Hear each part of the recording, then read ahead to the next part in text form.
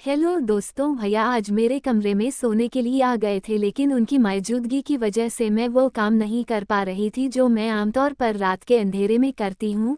किससे मुझे बहुत सुकून मिलता है, पर मुझे क्या पता था कि आज रात कुछ ऐसा होगा कि मैं पसीने से नहा लूँगी। उसने केवल 2 उंगलियों से मुझे पागल कर दिया और अब यही सब मैं आपको अपनी कहानी में बताने वाली हूँ। मेरा नाम सरिता है, मैं 27 साल की हूँ और अब तक अविवाहित हूँ। मैंने अभी तक शादी नहीं की है। नीला एक शांत, सरल और स्वप्न देखने वाली लड़की थी। वह छोटे शहर की रहने वाली थी, जहां जिंदगी बहुत तेज नहीं चलती थी।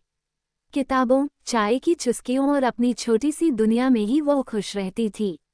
बचपन से ही उसे फिल्मों और उपन्यासों में पढ़े पढ़ाए गए प्यार का ख्वाब था, ऐसा प्यार जो दिल को छू जाए, जो हर दर्द मिटा दे। कॉलेज की पढ़ाई के लिए नीला शहर आई। ये दुनिया उसके लिए बिल्कुल नई थी, तेज रफ्तार, अनजाने चेहरे और ढेर सारी आवाजें। शुरुआत में वह घबरा गई थी, लेकिन धीरे धीरे सब कुछ सामान्य लगने लगा। एक दिन लाइब्रेरी में उसकी मुलाकात आरव से हुई। वह एक शांत, समझदार और बेहद आत्मविश्वासी लड़का था। पहली बातचीत किताबों से शुरू हुई और फिर बातचीतें बढ़ती गईं। आरव की आंखों में गहराई थी और नीला को ऐसा लगता जैसे वो उसके अंदर छुपे सारे सवालों को पढ़ सकता है।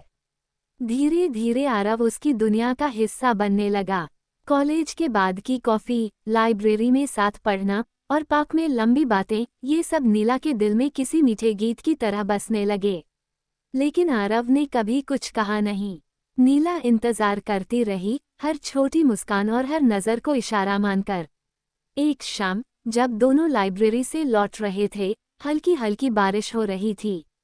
नीला चुप थी, लेकिन उसका दिल तेजी से धड़क रहा था।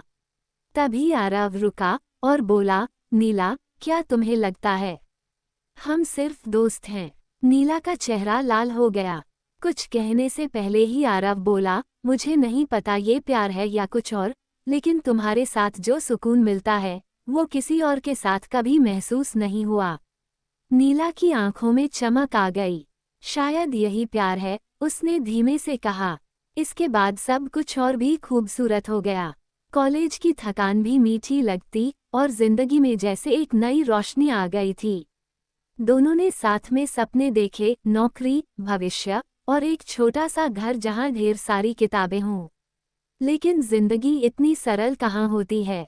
कॉलेज के आखिरी साल में आरव को एक मल्टीनेशनल कंपनी से ऑफर मिला, विदेश में नौकरी का।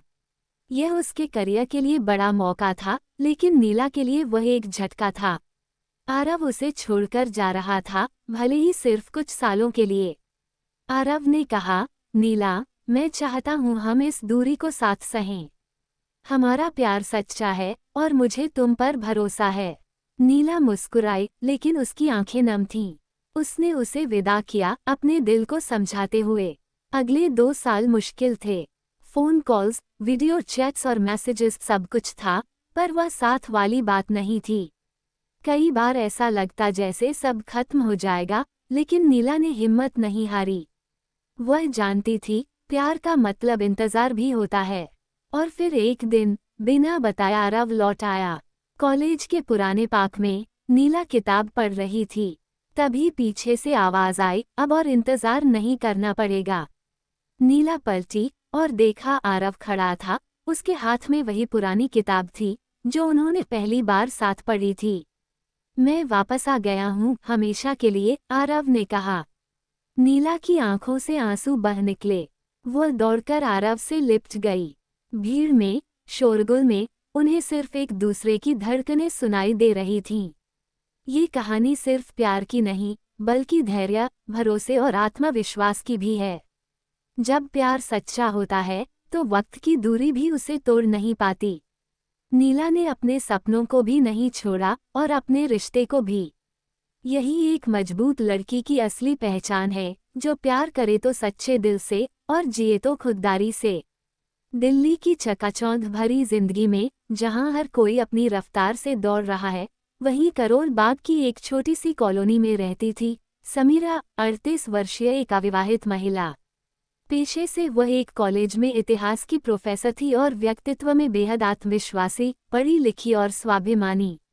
उसकी सुबह की शुरुआत होती थी किताबों, कॉफ़ी और एक छोटे से गमले में लगे तुलसी के पौधे से। समीरा का जीवन दिखने में बहुत व्यवस्थित था, लेकिन उसके भीतर एक गहराई थी जिसे समझना सबके बस की बात नहीं थी। बचपन की नींव। समीरा का जन्म एक मध्यम वर्गीय मुस्लिम परिवार में हुआ था। बचपन से ही वह पढ़ाई में तेज थी। माँ बाप ने कभी बेटा बेटी में फर्क नहीं किया, लेकिन मोहल्ले वालों की नज़रें और बातें अक्सर दिल को चुभती थीं। इतनी पढ़ाई क्यों करवा रहे हो लड़की को, कल को शादी ही तो करनी है। मगर समीरा की माँ हमेशा एक ही जवाब देती थी, मेरी बेटी किसी की जिम्मेदारी नहीं, अपनी खुद की ताकत बनेगी। कॉलेज और करियर। समीरा ने दिल्ली यूनिवर्सिटी से इतिहास में मास्टर्स किया और फिर वहीं लेक्चरर बन गई। धीरे धीरे उसकी पहचान एक गंभीर, मेहनती और करिश्माई प्रोफेसर के रूप में बनती गई। विद्यार्थियों के लिए वह एक मार्गदर्शक थी, खासकर लड़कियों के लिए। 30 की उम्र के बाद जब उसकी शादी नहीं हुई, तो रिश्तेदारों और समाज का प्रेशर बढ़ने लगा। कोई दिक्कत है क्या लड़की में? इतनी उम्र हो गई, अब कौन करेगा इससे शादी? करियर अच्छा है, पर अकेलापन काटेगा कैसे? समीरा मुस्कुराकर सब सुन लेती थी, लेकिन हर बात एक सवाल बनकर दिल में रह जाती। प्रेम का अतीत। समीरा की जिंदगी में कभी कोई था, अर्जुन, एक सहकर्मी, जिससे वह सच में प्यार करने लगी थी। अर्जुन एक संवेदनशील, पढ़ा लिखा और कला में रुचि रखने वाला युवक था। दोनों ने साथ में किताबें पढ़ी, म्यूजिक शेयर किया और जीवन के सपनों को साझा किया। लेकिन जब बात शादी तक पहुंची, अर्जुन के परिवार ने समीरा के धर्म को लेकर आपत्ति जताई। हमारे खानदान में कभी ऐसा नहीं हुआ, अर्जुन ने समीरा से कहा, या तो तुम धर्म बदल लो या फिर। समीरा ने मुस्कुराकर कहा, मैं तुम्हें बदलने को नहीं कह रही, तो तुम मुझे कैसे कह सकते हो? और उस दिन समीरा ने अपने पहले और शायद आखिरी प्रेम को अलविदा कह दिया। अकेलेपन का साथी। वो अकेली थी, मगर टूटी नहीं। समीरा ने अपने अकेलेपन को कमजोरी नहीं बनने दिया। उसने यात्राएं शुरू की, कभी लेह, कभी जैसलमेर, तो कभी वाराणसी। वो इतिहास पढ़ाती थी, अब इतिहास को जीने लगी। कभी कभी अकेले कैफे में बैठकर वो लोगों को देखती थी, जोड़ों को, बच्चों को, बुजुर्गों को, और सोचती, क्या मेरा जीवन अधूरा है? लेकिन फिर जब एक छात्रा उसके पास आकर कहती, मैम आप मेरी प्रेरणा हैं, तो उसका दिल भर आता। समाज की आवाज़ें। रिश्तेदार अब भी कहते, अकेले जीना आसान नहीं होता, अब तो अडॉप्शन का ही सोच लो, बुढ़ापे में कौन देखेगा? समीरा मुस्कुराकर जवाब देती, जिंदगी कोई अधूरी किताब नहीं कि किसी रिश्ते से पूरी हो। मैं अपने हर पन्ने को खुद लिख रही हूँ और ये सफ़र अधूरा नहीं है।